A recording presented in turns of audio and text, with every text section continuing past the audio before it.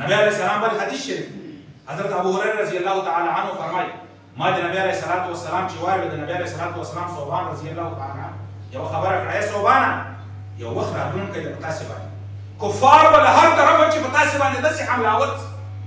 لکه یو سړی د موږ تاسو پښتانه دا وړه مړی وړه کې کاسه کې واچي به هر طرف نه سړی تر تاسو تر غزي خوري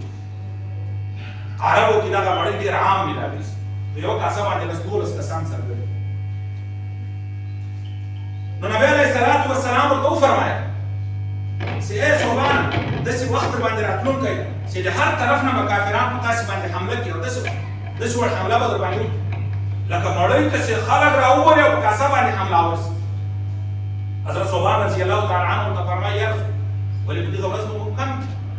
مسلمانان به کم مسلمانان به ختم سوي نبی علیہ السلام ورته فرمایي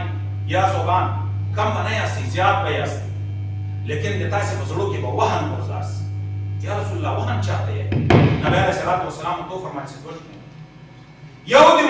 د دنیا محبت به د تاسو په زړه کې پیدا شي د دنیا سره په محبت یو د الله رب العزت په لاره کې د جهاد سره به تاسو نفرت